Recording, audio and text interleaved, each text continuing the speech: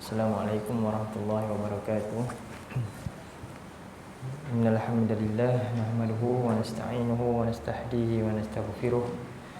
Na'udzu billahi min syururi anfusina wa min sayyiati a'malina. May yahdihillahu fala mudhillalah wa may yudlilhu fala hadiyalah. Asyhadu an la ilaha illallah wahdahu la syarikalah wa asyhadu anna nabiyyana Muhammadan abduhu wa rasuluh. Allahumma anfa'na bima 'allamtana wa 'allimna ma yanfa'una wa zidna ilma. Subhanaka la ilma lana illa ma 'allamtana innaka antal alimul hakim. Rabbi yassir wa la tu'assir, rabbi tammim bil khair. Amma ba'd.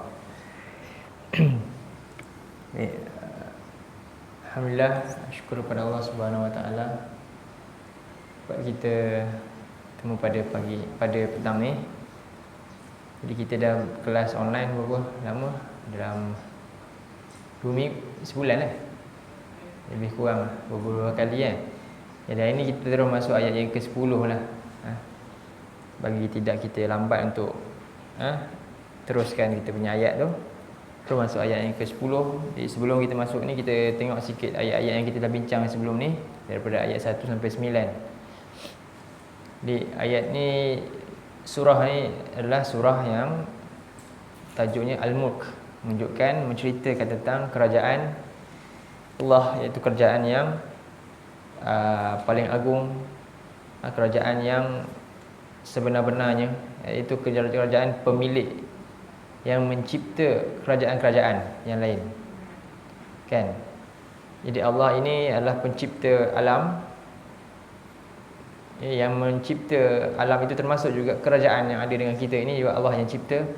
Bahkan dialah pemiliknya, dan dia jugalah yang menguruskan naik turunnya segala kerajaan yang ada. Dan hakikatnya nanti kerajaan ini semua adalah di bawah genggaman Allah bila ketika hari yang sebenar, hari kebangkitan, ketika hancurnya semua, binasanya semua kerajaan yang ada. Jadi maha berkat Allah yang di tangannya segala kerajaan. Itulah.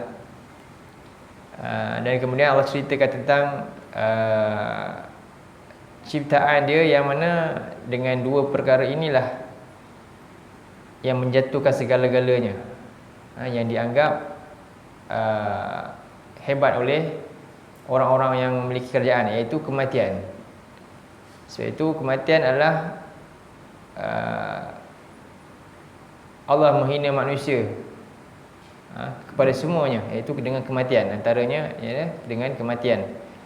Tanda lemahnya seorang manusia, tanda habisnya segala-galanya dia adalah dengan kematian lah. Kerana itulah Allah sebut yang ini, cerita tentang kerajaan yang pertama Allah ketengahkan apa?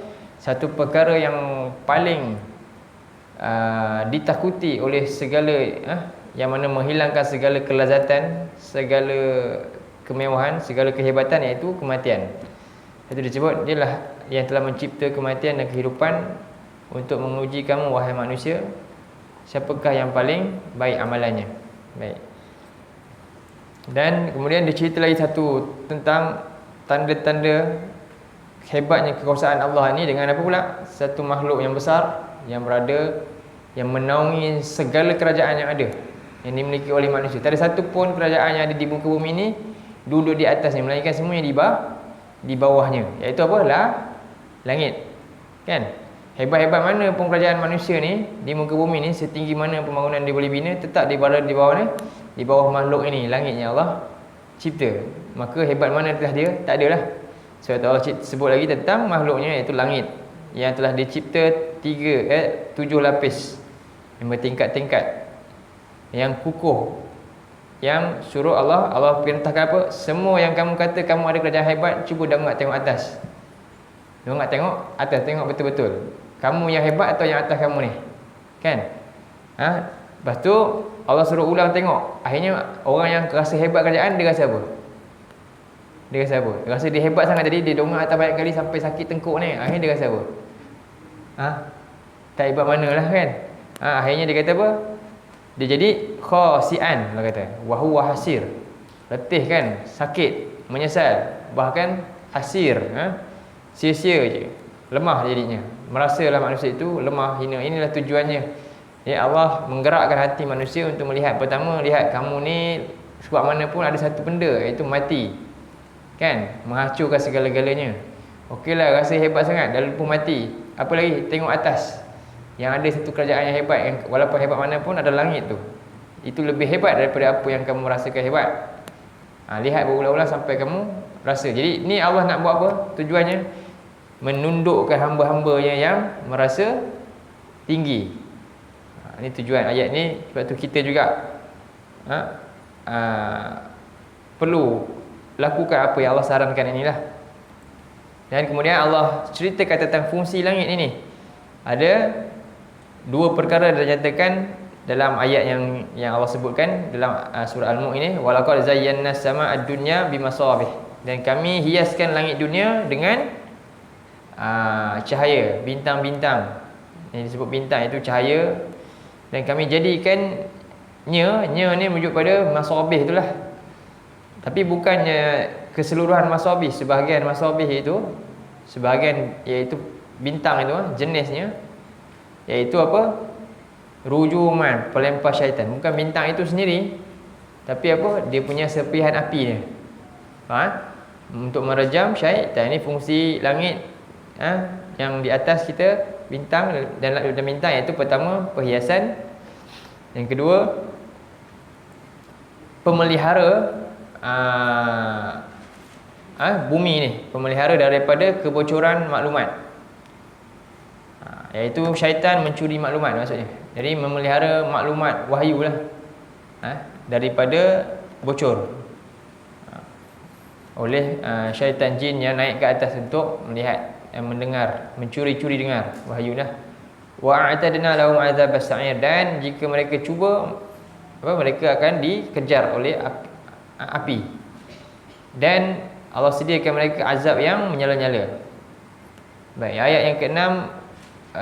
Dan fungsi langit satu lagi adalah penunjuk arah. Jadi 3 fungsi langit, tak ada selain itu. Lepas tu kata Qatadah, siapa yang cuba-cuba nyatakan ada fungsi keempat, dia sedang gunakan apa? Dia sedang meneka-neka, berdusta ke atas Allah. Dia nyatakan fungsi langit ada lagi. Untuk apa? Untuk meramal masa depan. Itu habis. Tak. Untuk tilik orang bukan. Kecuali 3 apa dia? Perhiasan. Yang kedua apa? Merejam syaitan, penjaga, menjaga maklumat dari langit, perintah Allah yang turun. Dan yang ketiga, penunjuk arah.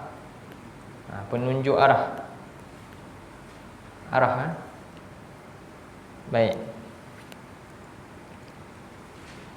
Seterusnya yang ke-6, walil ladzina kafaru bi rabbihim, dan orang-orang yang ingkar kepada pencipta Rabb mereka, mereka akan dapat azab neraka jahanam, dan itulah seburuk-buruk tempat kembali. Ini menceritakan siapakah kafarul sini, merujuk pada syaitan yang ingkar, yang curi dengar maklumat dan menyampaikan kepada manusia-manusia ini, iaitu pengikut-pengikut hizb, golongan-golongan dia, iaitu dari kalangan dua, Ar-Rafan dengan apa dia? Ar-Rafan kahinan. Dua pengikut dia, Ar-Rafan dengan kahinan, bomoh dan juga tukang tilik dan sebagainya lah. Baik. Di idza ulqu fiha sami'u laha syahiqan wa hiya tafur, dan Allah menggambarkan neraka yang mana apabila mereka dilemparkan di dalamnya, mereka akan dengar suara yang meraung. Syahiqan ni raungan, dan neraka itu sendiri menggelegak, nak terpecah. Itu takadu tamayyazu minal ghaiz, hampirlah neraka itu seolah-olah terpecah kerana ghaiz, iaitu meluap kemarahan. Ghaiz ni kita dah terangkan dalam kuliah tu sebelum ni, iaitu lebih besar daripada ghadab, kan? Ghadab murka, ghaiz puncak kemukaan, puncak kemarahan. Ghaiz ni puncak kemarahan, maknanya dah melempah, air dan dah penuh dan melempah. Itu kemarahan yang tak dapat dihalang lagi. Jadi kullama ulqiya fiha, setiap kali mereka dilemparkan di dalamnya, satu golongan, mereka akan ditanya oleh penjaganya, alam ya'tikum nadhir, tidakkah pernah datang kepada kamu pemberi peringatan? Yang mana dalam ayat ni Allah terangkan dalam surah Az-Zumar kan, surah Az-Zumar ayat yang ke-71 yang kita juga telah bincangkan keterangannya. Buka sekejap surah Az-Zumar ayat 71 tu. Apa maksud alam ya'tikum nadhir? Tidakkah pernah datang nazir? Apa nazir di sini? Diterangkan dalam ayat ini. A'udzubillahi minasyaitanir rajim. Wasiqal ladzina kafaru ila jahannam. Berjumpa ayat tu? 466. Muka surat berapa? 466. Ayat 71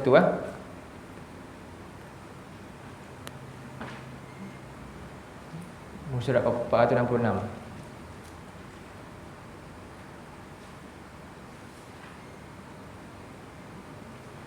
Jumpa tak?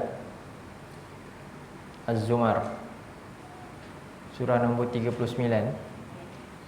ayat 71 Okey.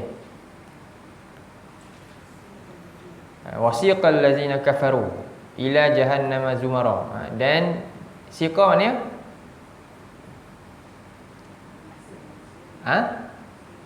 heret diheret siqa ni diheret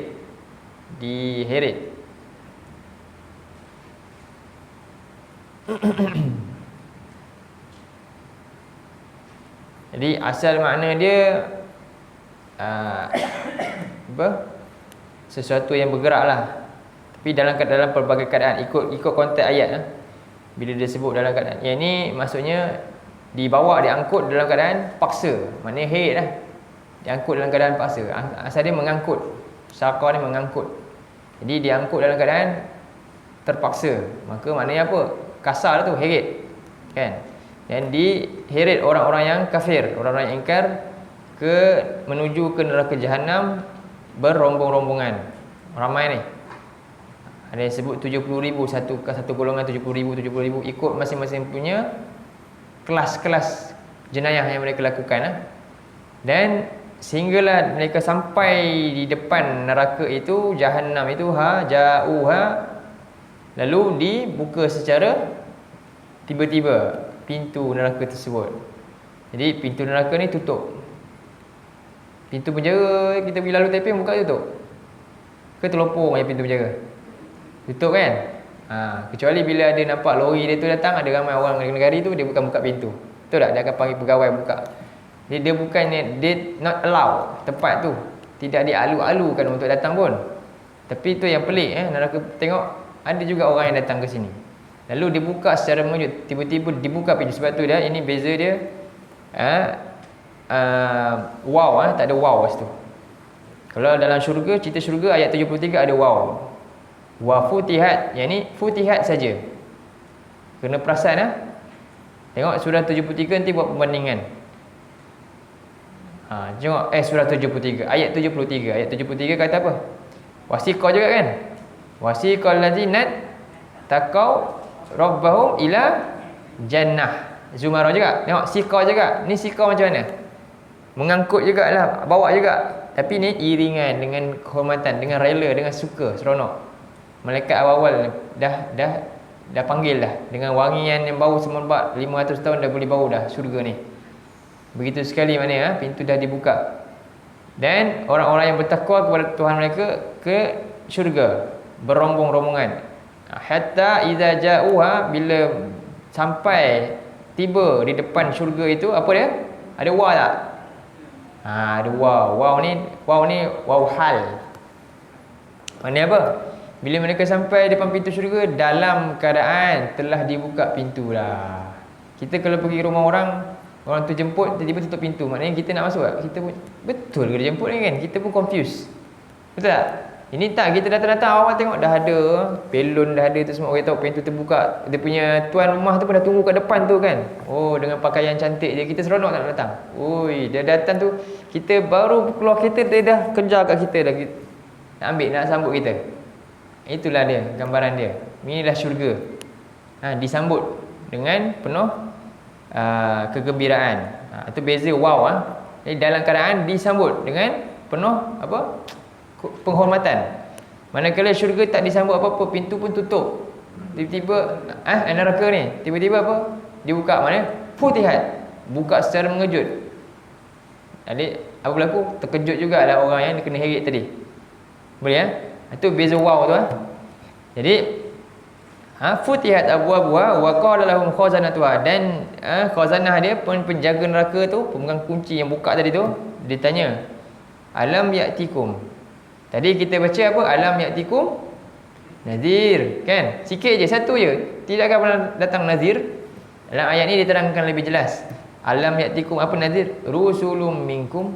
Tidakkah pernah datang rasul daripada kalangan kamu yang bacakan Quran ini, bacakan ayat-ayat ini ke atas kamu, ayat-ayat Tuhan kamu, wa yunzirunakum liqa'a yaumikum hadza, dan memberi ancaman tentang yang berlaku sekarang ni. Ancaman sekarang yang berlaku ke atas kamu ni dah cerita tak dulu? Dia kata dah. Ni yang sekarang depan mata dia. Tadakah pernah orang beritahu tentang yang ni sekarang yang berlaku? Bayangkan. Lalu mereka jawab apa? Qalu bala. Benar. Sampai situ je dia jawab kat sini. Dalam ayat balik pada surah Al-Mulk, dia jawab apa? Itu jawapan lebih jelas dalam surah Al-Mulk. Ayat 67, ayat 9 tu, ayat 8 Apa mereka jawab ayat 9? Qalu bala. Allah tambah lagi apa dia? Qad ja'ana nadhirun. Benar-benar memang telah datang rasul, telah datang peringatan. Fakadzabna, lalu kami telah dustakan ia. Dan kami pula siap cakap lagi apa? Ma nazzalallahu min syai'. Allah tak turunkan apa-apa pesanan pun.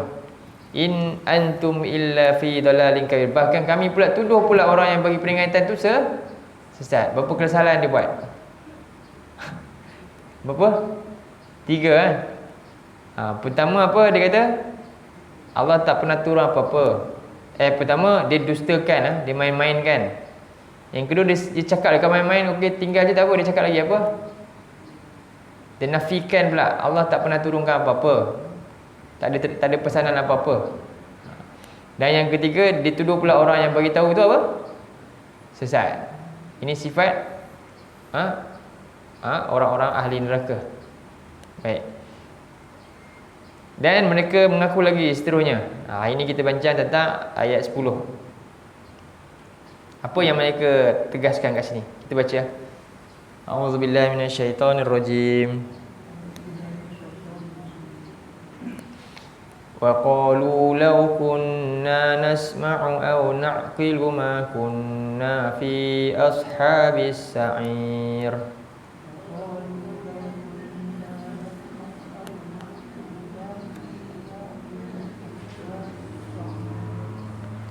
Wa qalu, dan qalu maknanya mereka telah berkata oleh mereka. Ini maknanya dan selepas mereka jawab tadi, apa yang mereka akui itu pengakuan saja. Kemudian mereka tambah lagi dengan apa? Mereka tambah lagi dengan kesilapan, akui kesilapan sendiri pula.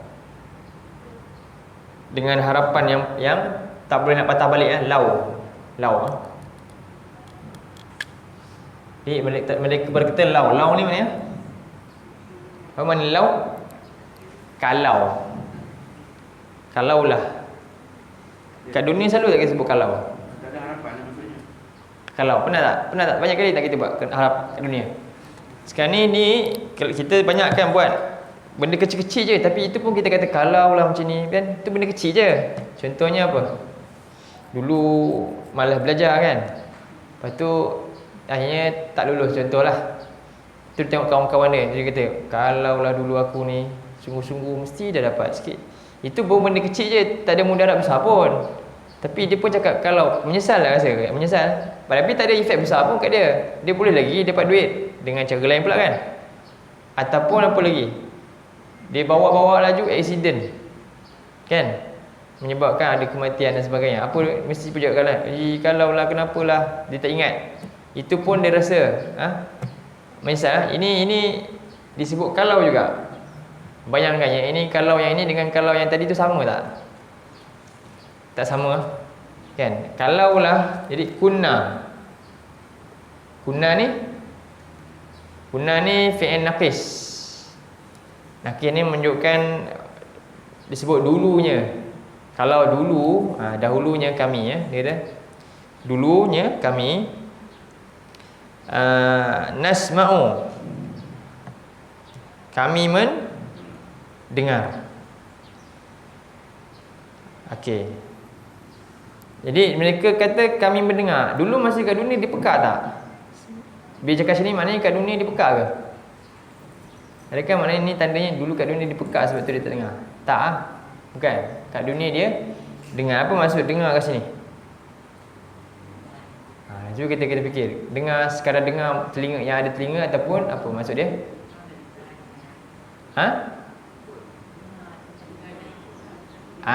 Ya, dengar dan taat. Itu maksud dia. Dengar dan taat. Cuba tengok surah 8. Surah 8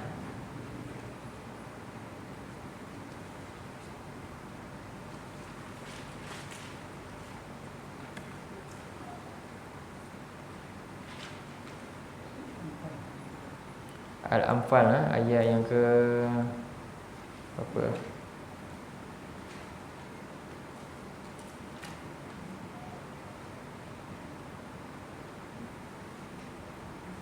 20-21. Ayat 20 hingga 21.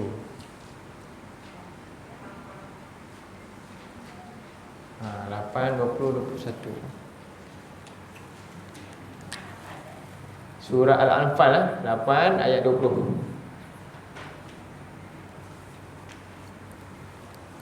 179.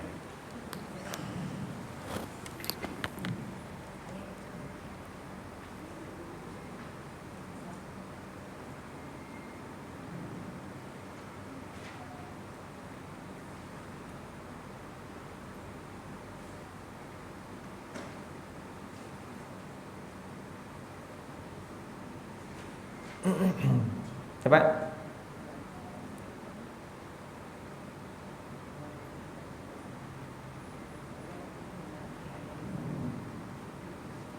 A'udzu billahi minasyaitonir rajim. Ya ayyuhalladzina amanu atii'u Allaha wa rasulahu wa la tawallaw 'anhu wa antum tasma'un.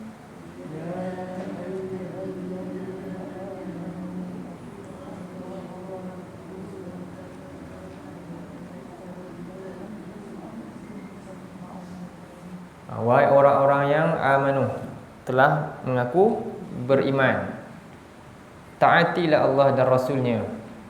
Janganlah kamu berpaling daripada perintah-perintahnya, sedangkan kamu mendengar. Jadi dia ada kaitan dengan apa? Pertama kata ati'u, tiba-tiba yasma'un. Apa kaitan? Jadi bukti seorang itu dengar apa dia? Taat. Bila mak dia cakap pergi kedai, kan? Dengar tak? Dia panggil anak dia kata dengar pergi kedai, tapi tak pergi. Maknanya dengar ke sebenarnya ke tak? Dengar ke tak sebenarnya tu?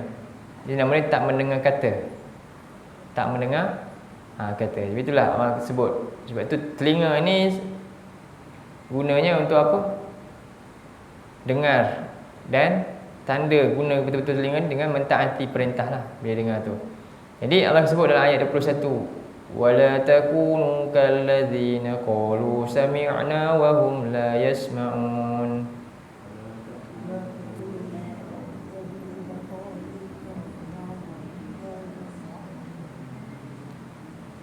Wala takunu kalladzina qalu sami'na. Janganlah kamu menjadi seperti orang yang mereka cakap kami dengar.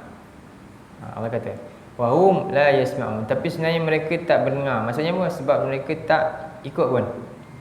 Dia dengar tapi dia tak faham apa yang dia dengar.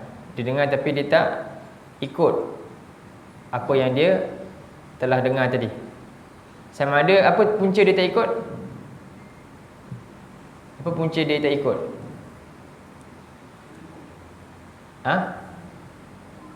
Satu apa?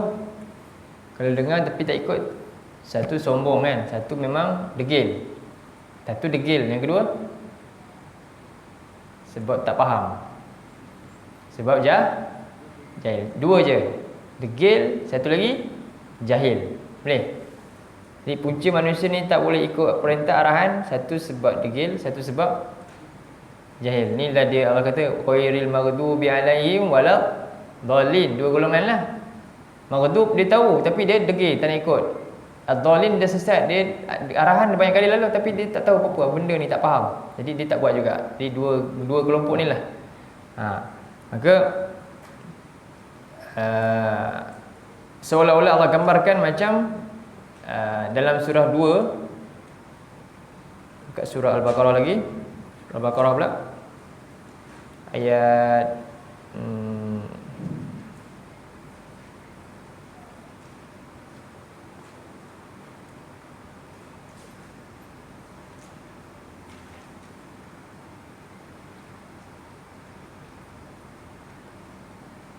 171.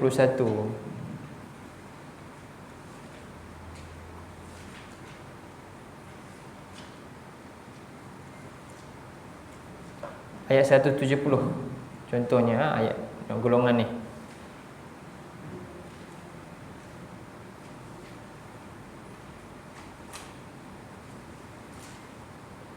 Dua 170 171.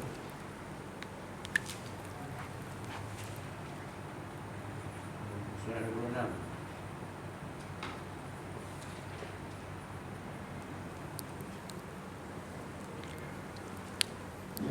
A'udzu billahi minasy syaithanir rajim. Wa idza qila lahum ittabi'u ma anzalallahu qalu bal nattabi'u ma alfayna 'alaihi aba'ana.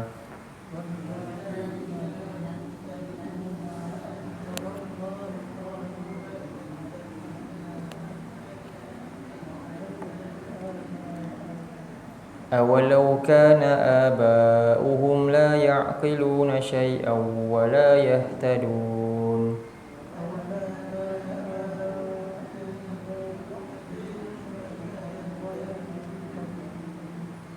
Jadi bila disampaikan pesanan kepada mereka daripada Allah, apa pesanannya? Ikutlah apa yang Allah turunkan. Ini pesanan bagi pendakwah. Ingatlah tujuan kita ni mana-mana pun apa dia? Begitu pesanan Allah, suruh ikut apa yang Allah turunkan. Jelas lah maknanya, jelas dia punya misi. Bukannya ikut kelompok saya, ikut pendapat saya, ikut parti saya, ikut semua saya, bukan. Ikut siapa? Allah, pesanan pencipta. Qalu bal nattabi'u ma alfaina. Mereka menjawab, ni orang yang degil ni. Dua-dua pun adalah ni.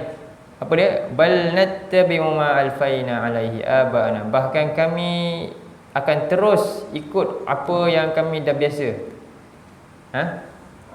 Apa yang ada telah sedia ada dengan kami, yang ada sejak zaman nenek moyang kami lagi. Boleh faham? Jadi ketika ini manusia ni dia berdiri bukan di atas, orang Islam dia hidup dia apa agama dia di atas panduan dalil hujah. Tapi di sini ukuran di sini apa dia? Tanda benarnya satu itu bila dia dah lama dan tak ada orang tegur, betul itu maknanya benda tu. Faham? Bila dah buat biasa, orang biasa buat dan betul tu tak ada siapa pun tegur, kan? Tak, itu tanda dia maknanya benda tu betul. Faham? Tapi prinsip umat Islam bukan macam tu. Walaupun lama mana pun dan tak ada tegur pun, tiba-tiba datang yang mana dia daripada Allah. Yang mana yang betul? Datang daripada Allah yang betul. Terus dia boleh tolak. Dia boleh buang yang lama tu. Jadi itu prinsip orang-orang beriman ni. Jadi adakah Allah kata awalau kana abahum, di sini ada apa? Adakah mereka terus juga ikut walaupun apa yang dibawa oleh turun temurun itu, nenek moyang mereka itu la ya'qiluna syai'an, dalam keadaan tidak berfikir sesuatu, wala yahtadun, dalam keadaan tidak juga ada petunjuk, tak ada hujah, tapi dia cuma buat atas dasar ikut-ikutan. Adakah ini kamu nak ikut juga? Mana akal kamu letak? Faham? Jadi umpama dia Allah sebut dalam ayat 171 ni, kita bacakan, wa mathalul ladzina kafaru kamathalil ladzi yan'iqu bima la yasma'u illa du'aan wa nidaa.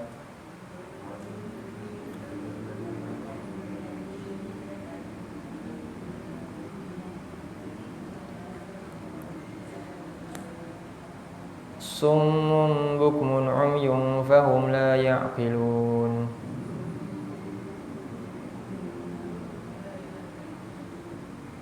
Perumpamaan mereka ini orang-orang yang ingkarkan perintah-perintah Allah ini kerana degil ataupun kerana jahil tadi. Mereka ni seperti makhluk yang yan'iqu bima la yasma'u, yang dia berteriak kepada makhluk yang dia tidak dengar melainkan du'aan wa nidaan. Ni makhluk apa ni? Allazi itu orang yang berteriak, dijerit. Jadi apa umpama jerit ni? Inilah umpamanya peringatan Allah. Faham? Peringatan Allah ni dia datang umpama teriakan. Teguran-teguran tu kan semuanya sebenarnya apa? Satu macam jeritan lah kepada golongan ni. Tapi yang mereka ni apa benda pula? Mereka tak dengar pun, melainkan mereka cuma dengar du'aan wa nidaan.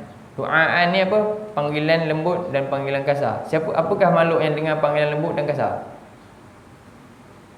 Apakah makhluk yang dia cuma boleh beza dua je? Oh, kalau dia panggil macam ni, ni lembut, dia datang. Kalau dia macam ni, oh ni kasar, dia pun pergi. Apa makhluk ni? Ada tak? Apa? Makhluk ni dia dengar dua je. Lembut, kasar. Du'aan lembut, nidaan kasar. Apa dia? Ada tak makhluk tu? Anjing, kucing, ayam, betul tak? Bila kita bagi makan, lembut, dia datang kan nak makan kan? Bila kita segah dia lari kan? Macam tu lah tu binatang. Jadi mereka hanya fikir tu je. Itulah umpama manusia yang tadi datang peringatan Allah kan, dia tak tahu apa-apa. Dia melainkan nak apa? Nak makan ataupun takut apa? Kalau perlukan sesuatu, boleh datang sebab nak makan tadi kan. Tapi kalau takut kena mudarat, dia pun pergi lari. Itulah hidup dia kat dunia ni. Apa saja yang ikut yang menyelamatkan dia, itu saja dia pergi kat situ je lah. Jadi ni golongan dia Allah gambarkan. Jadi ada faedah tak datangnya jerit ke apa ke? Ada faedah jerit lah, takutlah macam mana pun. Ada faedah tak? Tak ada apa-apa. Dia tak tahu apa-apa pun. Datanglah, bawalah hujah yang paling takut pun, cerita neraka ni kan, tak ada masalah. Dia tak dengar. Sebab apa? Dia hanya dua saja fungsi dengar dia. Boleh faham? Jadi inilah Allah kata apa? Summun bukmun umyun fahum la yarji'un. Jadi dia fikir apa? Fikir perut saja. Fikir perut nasi dia saja. Apa saja yang menyelamatkan kepentingan dia, itu sajalah, itulah dia. Umpama ayam tadi ya. Ya. Jadi mereka ini Allah kata pekak, bisu, buta dan tidak menggunakan akal. Baru dah dikaitkan dengan akal. Sebab itulah yang ni dalam ayat ni dimula dengan apa dulu? Wa qalu law kunna nasma'u. Apa tujuan dengar? Dengar, dia akan pergi ke mana? Dia akan masuk, dia diproses masuk ke akal. Jadi dalam ayat ni Allah kata la ya'qilun. Maknanya apa? Ada tak fungsi akal? Fungsi akal dia tak ada fungsi. Masuk telinga pendengaran, tapi tak sampai dalam ni, tak ada apa-apa fungsi akal dia. Sebab itu dia kata kalaulah kami ada akal dulu. Maknanya apa? Mereka mengaku dulu mereka tak ada akal. Balik pada surah 8, ayat Allah sebut lagi golongan ini yang tak ada akal dalam surah ayat 8 ayat seterusnya, ayat 22 pula. 8:22. Sama juga Allah sebut apa? Macam binatang tadi ya. Inna syarrad dawabi, sesungguhnya makhluk-makhluk, binatang-binatang yang paling buruk indallah, di sisi Allah, adalah orang yang summun, pekak. Allah kata dia, telinga lagi tu. Wal albukmu, bisu. Allazi la ya'qilun, yang mereka tidak ada akal, yang tidak mahu menggunakan akal. Sama juga. Jadi inilah pengakuan daripada orang-orang kafir, orang-orang yang ingkar apabila mereka, ketika mereka melihat azab Allah, dan mereka akan mengakui yang dua anggota penting ini tidak mereka gunakan sebaik-baiknya. Baik. Jadi akal dia tidak berfungsi, ya. Baik,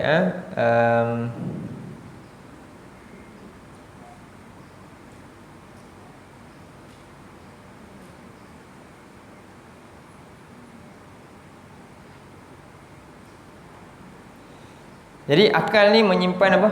Akal ni fungsi dia, dia perlu disalurkan oleh maklumat. Jadi pintu, telinga dan akal ni, dan penglihatan jugalah, adalah pintu untuk mencerna makanan rohani, iaitu maklumat lah. Pintu untuk masuk makanan jasmani apa? Mulut, lidah kan. Dan cernaan dia kat mana? Perut kan, proses dia di perut. Kalau perut rosak, apa jadi? Gagal lah kan, semua kan, habis lain sekali kan, efek dia besar. Sekarang ni kalau akal rosak pun sama, lagi besar mudarat dia sebenarnya. Sebab itu dia perlukan apa? Ilmu. Ilmu, alim. Dia perlu masukkan ilmu itu umpama makanan untuk akal. Makanan untuk akal. Maka kerana itu ada satu makhluk yang akan sentiasa menghalang kita supaya makanan untuk akal itu tak dapat masuk. Apa makhluk ni? Iblis. Kuncu-kuncu dia. Ada tak ayat? Surah 41 ayat 26.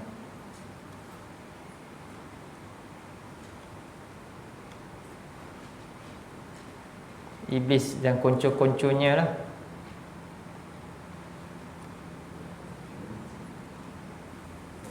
(41, 26).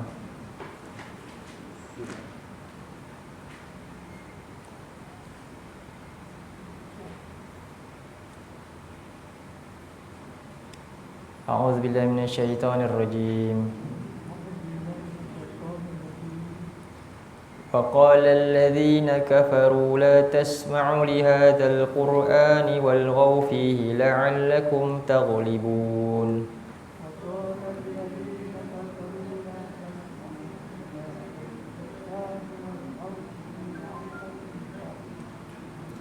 Jadi, dan telah berkata orang-orang yang kafir, pengikut iblis lah, orang-orang ingkar, orang-orang yang degil ni tadi, apa mereka kata? Kenapa mereka kata la tasma'u? Jangan kamu dengar. Kenapa? La tasma'u ni jangan kamu dengar, jangan dengar. Jangan dengar apa? Jangan dengar Quran. La tasma'u li hadzal Quran, jangan dengar Quran. Sebab apa? Kalau dengar ni, bila akal jadi sihat, payah. Jadi ilmu akan masuk bila dengar ni. Bahkan dihalang dengan apa? Walghaw fi. Apa ghaw? Walghaw ni apa? Daripada perkataan laghaw lah. Ghaw ni iaitu adakan sesuatu yang menyebutkan manusia dengannya. Faham? Akhirnya apa? Dia hilang daripada fokus yang sepatutnya. Dia tak boleh fokus. Itu namanya al-ghaw, sesuatu yang menghilangkan fokus pada satu tujuan tadi. Akhirnya tujuan tu lari. Itu namanya ghaw lah. Apa ya? Akhirnya apa? Drama. Ya, betul lah. Itulah dia. Itulah hari ni ya. Dulu boleh buat apa? Dulu mereka ni tak ada teknologi. Apa mereka buat? Mereka upah perempuan ataupun mereka upah sesiapa pemuda lelaki ke buat main lagu ke depan tu, supaya Nabi nak cakap ni, Nabi jerit panggil nak bagi tahu kan. Nak baca Quran kat orang-orang yang datang kat Mekah ni, tak dengar, dia tak dengar. Faham tak? Dia upah, buat keliling-keliling tu, dia banyak kan. Dia buat majlis sekali yang dia buat-buat. Inilah kerja mereka. Hari ni berlaku tak kerja-kerja ni? Berlaku kan? Laku tak benda tu? Laku tak? Lakulah, kita pun beli sekali kan. Tolong promote sekali. Netflix ada lagi apa? Betul tak? Langgan. Walghaw fihi. Jadi akhirnya proses yang sepatutnya untuk buat otak kita boleh fikir dengan tepat, sebagaimana yang pencipta otak kita ni siapa? Yang maha bijaksana suruh kita fikir. Faham tak? Dia yang maha bijaksana, dia cipta sesuatu kan. Macam kita lah. Kita macam orang yang cipta komputer kan. Dia tahulah apa yang nak, software nak masuk dalam komputer tu paling sesuai. Kalau yang buat komputer ni Microsoft, itu je perisian yang boleh pakai dengan baik, betul tak? Kalau masuk lain rosak lah, tak sesuai kan. Itu manusia je. Masuk lain pun tak boleh buat apa, rosak kan.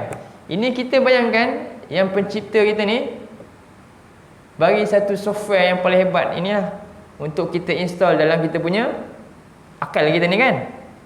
Tapi kita tak masuk, kita masuk software lain banyak. Apa jadi? Baik ke buruk sebenarnya? Buruk lah kan. Hantar anak kelas piano ke, konon-konon nak reaksi minda, nak bagi latih dia cekap, ya ke? Oh, ini habis. Faham kan? Hantar anak pergi mana lagi?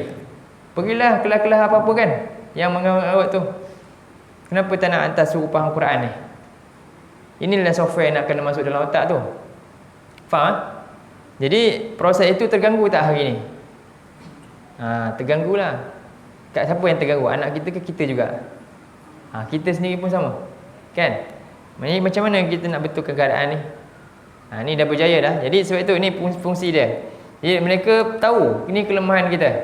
Jadi dia kata jangan dengar. Pertama, jangan dengar. Halang lagi daripada dengar apa dia? Buat hiruk pikuk sikit. Buatlah sport, entertainment, macam-macam lah benda, game. Akhirnya apa? Yang sepatutnya manusia fokus dan manusia suka, manusia jadi hobi, tak jadi hobi dah. Tapi yang lain tu jadi hobi. Betul tak? Orang beriman hobi dia apa? Orang beriman hobi dia apa? Kalau macam mana kita nak tahu hobi orang beriman? Nak tengok siapa? Kita orang beriman, siapa orang beriman? Kita pun duk fikir, siapa pula orang beriman? Siapa kita nak tahu orang beriman? Hobi dia siapa? Siapa? Nak tengok siapa?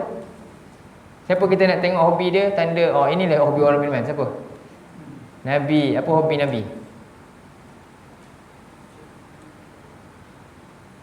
Hobi Nabi. Okey. Jadi Nabi pernah Nabi suruh seorang sahabat, Ibnu Mas'ud.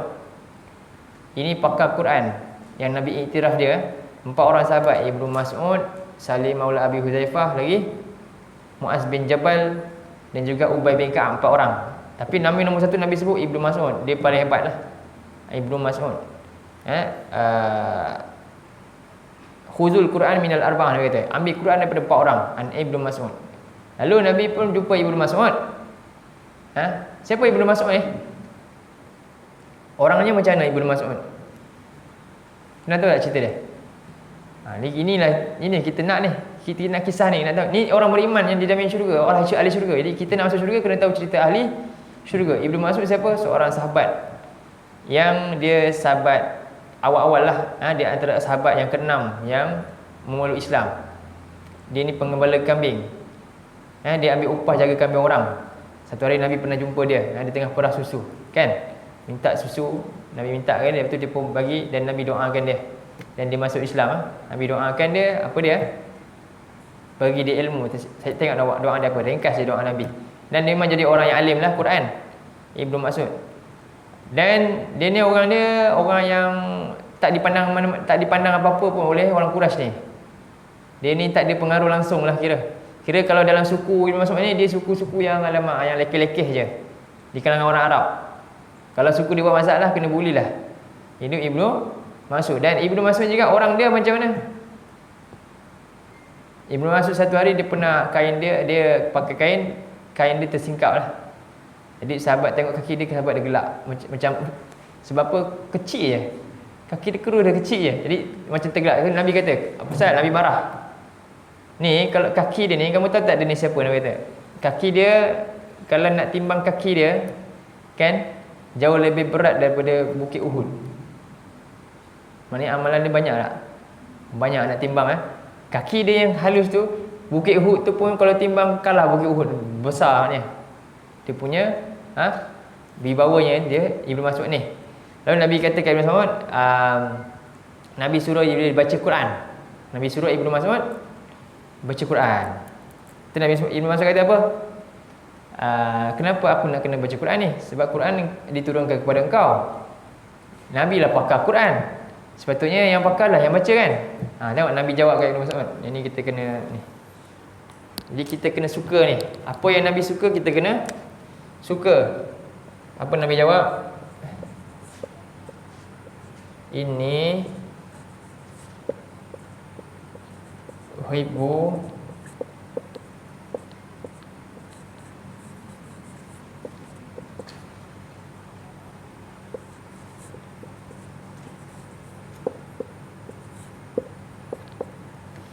Ni dia jawab kat dia.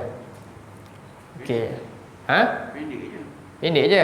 Nabi jawab. Cuba baca. Inni uhibbu an asma'a min ghairi. Ini apa makna? Sesungguhnya aku. Uhibbu, bukan aku suka tak puasan sangat. Hobi aku. Hobi dia daripada hub. Ya, kesukaan aku, hobi aku. Sesungguhnya hobi aku adalah apa? Aku suka dengar Quran dibaca daripada selain aku. Jadi Nabi suka dengar Quran dibaca. Itu hobi Nabi. Jadi kita kena ubah ni hobi kita lah. Boleh Nabi suka dengar Quran dibaca. Baik. Sebab itu juga, macam mana maksud Nabi suka dengar Quran? Macam mana Nabi boleh dengar Quran baca? Ada seorang sahabat lagi, Nabi pergi, sahabat-sahabat Nabi hobi dia semua baca Quran lah, suka. Kalau malam hari Nabi pun keluar, lalu-lalu ke rumah dia, Nabi dengar dia baca Quran. Nama dia Abu Ayyub Al-Ansari. Jadi Nabi pun berhenti kat depan rumah dia. Dan Nabi dengar dia baca, Nabi suka sebab dia baca ni, Nabi dengar dia baca sampai dia habis baca baru Nabi beredar. Sampai dia habis baca, maknanya kalau dia baca 5 juzuk lah Nabi duduk situ dengar. Faham? Lalu Nabi pun beritahu besoknya Nabi beritahu kat Abu Ayyub ni, semalam aku dengar kamu baca Quran. Abu Ayyub kata, oh iya ke? Kalaulah aku tahu yang mendengar aku itu adalah orang yang diturunkan Quran, dia kata. Kalaulah aku tahu yang mendengar aku baca itu orang yang diturunkan Quran, aku tak akan berhenti sampai pagi, sampai aku tak akan berhenti. Maknanya orang yang suka tu, dia suka orang dengar baca Quran, dia pun suka, yang orang lain pun suka dengar. Maknanya ya Allah, faham? Itu hobi orang beriman lah. Kita suka dengar apa? Kalau dengar Quran berapa lama kita dengar? Kita pernah tak suruh kat rumah kan, bang bacakan Quran saya nak dengar, ada? Suami kata, bong terbiat pula awak. Pernah tak anak hantar sekolah tahfiz ni, kan? Pernah tak panggil balik sekolah, cuti sekolah, PKP pula kan? Okey, baca Quran mana dengar? Ada tak? Ke dia akan baca, rajin baca dekat sana, bila balik rumah main game? Itu ke hakikat dia? Maknanya apa? Adakah Quran dia untuk dibaca tunjuk kat ustaz saja? Sebenarnya yang benar-benar patut anak tu bacakan Quran kat siapa? Dengar siapa yang dengar? Mak ayah dia lah, dekat rumah dia lah. Kat rumah dia lah, tapi bila balik rumah tadi dia kata hafal 30 juzuk. Kan? Tapi kat rumah tengok main game je. Macam mana tu? Kan? Oh, ini masalah besar. Sebab apa kita tak rasa apa-apa kan? Tak jadikan budaya pun. Cucu ke balik kampung kan? Cuba. Kena suruh cucu menyanyi je. Kan? Tapi bila sahabat orang-orang tanya anak hantar sekolah mana? Oh alhamdulillah 30 juzuk. Dia pun tak pernah check pun betul ke anak dia hafal 30 juzuk. Balik rumah main game je.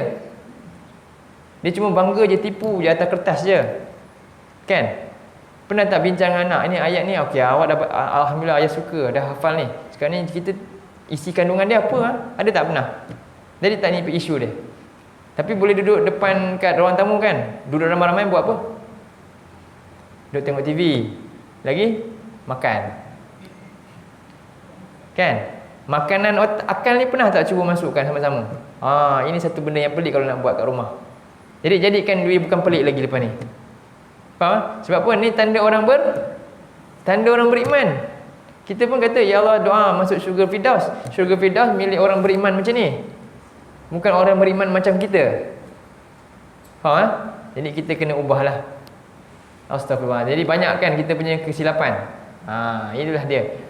Berjaya tak ayat 41-26 ni yang kita baca sekarang? Berjaya tak ayat ni orang kafir ni dia buat sekarang?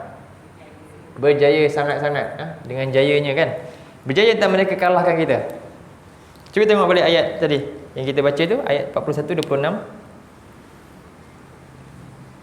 Jadi dia kata apa? Wa qala allazina kafaru la tasma'u li hadzal Qur'an walghaw fihi. Apa tujuan? Apa tujuan? La'allakum, apa makna taghlibun? Taghlibun tu maknanya mengalahkan. Jadi kalau kamu nak kalahkan mereka ni, mereka ada satu benda hebat, Quran ni hebat, mereka tahu. Kita cara nak kalahkan dia senang je. Ini bukan senang, satu je jalan ni. Jalan ni akan memudahkan kerja kita. Apa dia? Jangan bagi dia dengar Quran ataupun bagi dia faham apa-apa pun. Faham? Kalau dengar pun tadi dengar macam ayat 8 tu, apa dia? Dengar tapi tak taat pun. Maknanya sama ada tak faham atau apa. Baik. Jadi inilah pengakuan yang berlaku pada golongan ni.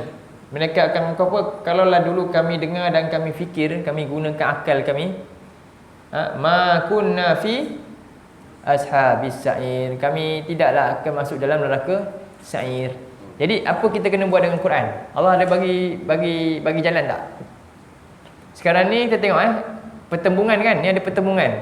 Mereka halang kita daripada dengar dan faham Quran, betul tak? Supaya kita fokus kat benda lain. Sekarang ni Allah pula ajar kita. Cara nak lawan mereka apa dia?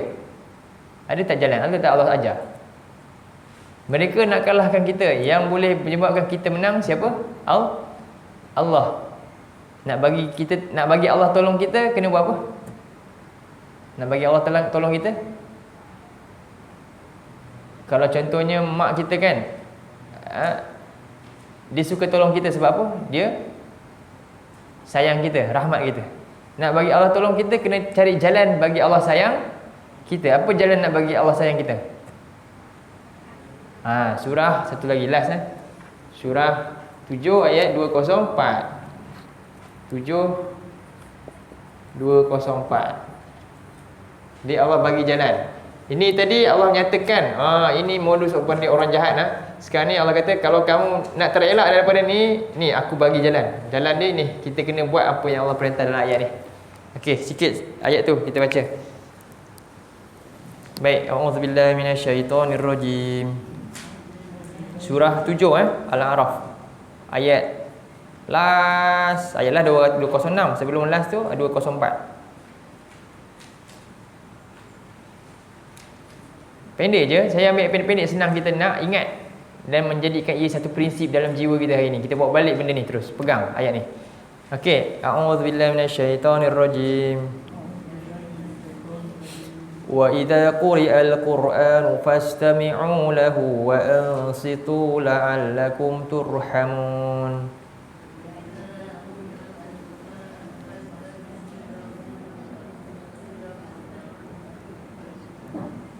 Okey, wa iza apa makna? Dan bila, maknanya bila ni sentiasalah, bila-bila masa saja. Quri'a, dibaca Quran. Apa makna? Jadi bila Quran itu dibaca, siapa baca Quran? Allah nyatakan tak siapa baca? Allah cuma nyatakan benda yang kamu nak kena baca apa? Quran, bukan Quran. Tahu Quran? Surat khabar, bukan. Benda yang aku suruh baca Quran. Jadi kita mesti baca Quran.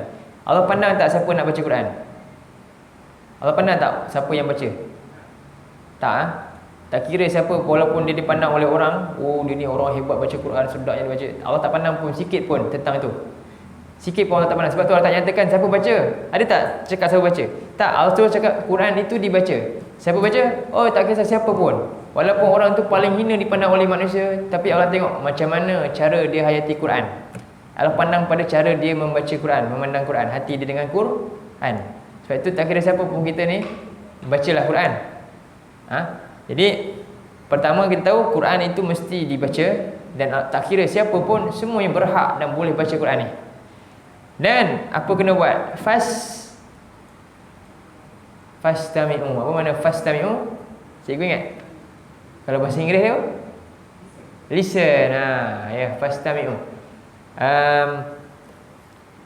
Ini nak dengar apa? Sebab apa kena dengar Quran betul-betul? Sebab dia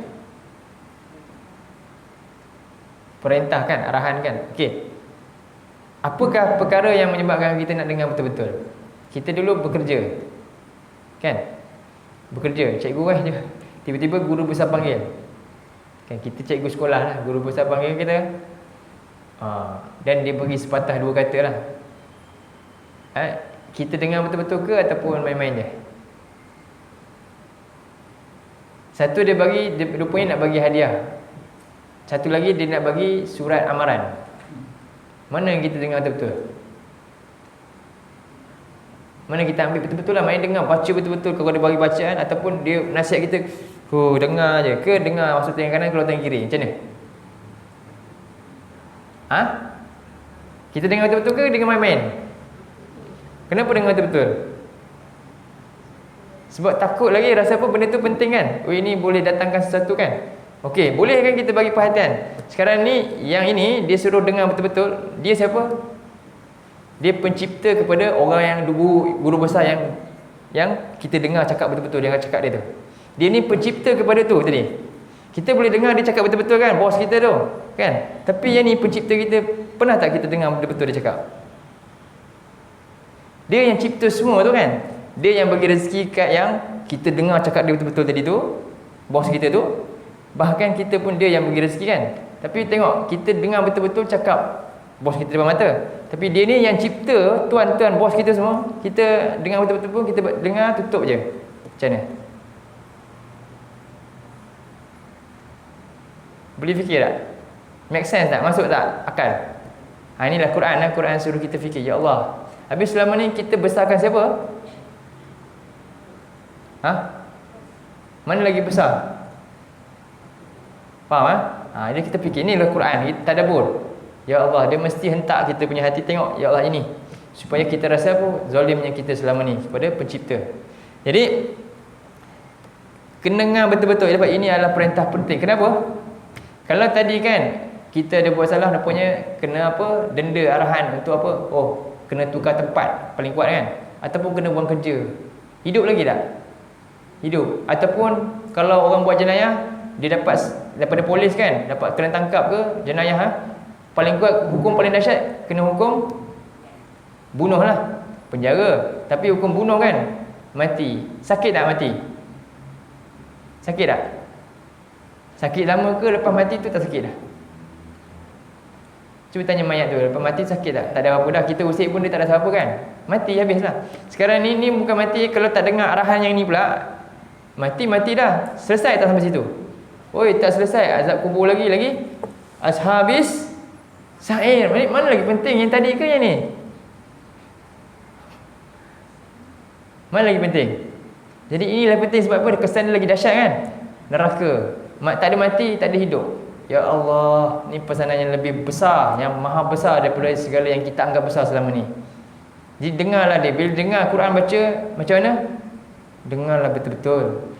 Dia tak sama macam arahan ketua-ketua kamu selama ni yang kamu dengar betul-betul. Tak sama. Sebab dia adalah pencipta ketua-ketua kamu semua itu, yang dulu kamu cukup-cukup taat, cukup-cukup takut. Kamu tak takut ke kepada dia ini? Faham? Itu soalan dia bila kita dengar ni. Jadi sebab itulah kata, cara nak dengar lagi kena buat apa? Situ, apa maksud wa an situ pula? Tiga benda ni. Apa makna wa an situ? Diam saja ke? Ansit bukan diam saja, diam apa? Diam fokus. Maksudnya tak boleh sambil lewa. Banyak tak dulu perkara yang kita buat yang kita sangat penting, akhirnya kita usaha untuk menghindarkan agar benda tu berjalan dengan jayanya. Ada tak? Kita hindarkan gangguan, betul tak? Dulu masa kita study kan, kita sibuk tak nak buat benda lain. Exam dah dekat, kan? Siap tak nak keluar beli makanan pun, duduk dalam bilik je kan? Mampu buat Mampu tak kita buat? Mampu sebab apa? Kita rasa macam, wah ini benda yang besar, betul? Sekarang ni mana lagi besar? Yang benda yang ni ke benda yang tu? Mampu pernah tak kita ambil masa macam ni? Hindarkan semua. TV tutup semua. Saya nak Quran je. Berapa banyak kali kita buat dengan kita buat untuk dunia kita? Berapa banyak kali kita buat yang macam tu, buang segala-gala yang boleh ganggu supaya kita dapat fokus kat Quran dengan benda lain yang kita buat. Mana lagi banyak kita buat selama ni? Mana lagi banyak kita buat? Benda lain kan? Ya Allah, lagi satu kezaliman kita kan? Lagi satu kita punya kesilapan. Seolah-olah macam itu sangat berat sangat, penting kan? Kalau gagal ni habis. Sedangkan ini gagal habis. Ini bukan habis je, apa dia? Punah kehidupan kita. Wa'iyadzubillah. Jadi kita kena bimbang ni Allah kata ni. Jadi wa'an situ, hindarkanlah segala. Sebab tu anak-anak kadang-kadang kan, hari ni apa yang mereka ansitu? Cucu-cucu ke apa yang mereka ni boleh bagi ansitu? Ansitu ni sedangkan untuk Quran, tapi mereka bagi ansitu ni untuk benda lain. Apa dia? Tengah main game kan, kita suruh pergi buat ini, ada tak? Janganlah, tak boleh lepas ni. Nampak tak? Itu nama dia ansitu. Mereka boleh bagi ansitu untuk apa? Untuk game. Sedangkan Allah suruh ansitu untuk Quran. Mana letak akal? Rosak tak akal sekarang? Cucu-cucu kita, anak-anak itu rosak akal tak? Ya Allah, rosak akal. Kita pun rosak tak akal? Betul tak? Azan dah ni, drama tu habis ni, nanti ni tengah climax ni kan, kita nak pergi tak? Sia-sia nak buang air pun tahan sebab nak tengok habiskan drama, betul? Ya Allah, boleh bagi ansitu dekat drama yang dicerita oleh manusia tu kan. Kalau paling kuat pun kita jumpa pengarah drama tu, selfie je lah, tak dapat apa pun, tak ada bagi apa-apa pun faedah kat kita. Yang ini bagi apa kita? Ni ayat yang ni, selama ni dia lah yang bagi kita makan, yang bagi kita minum, yang bagi kita kehidupan kan. Tapi tengok kita buat apa dengan pencipta kita selama ni. Tak pernah bagi ansitu pun kat dia. Boleh faham? Ya Allah, banyak tak pengajaran ni? Betul tak kata apa? Bila kita buat tiga ni, kita akan dapat apa? La'allakum turhamun. Allah nak bagi rahmat, Allah bagi kasih sayang dia. Buatlah tiga ni. Quran dibaca. Baca tujuannya nak dengar betul-betul, nak fokus, dan cari jalan untuk apa? Tepis segala-gala lain supaya apa? Kita ambil ini saja, fokus untuk ni. Beri masa untuk Quran sungguh-sungguh.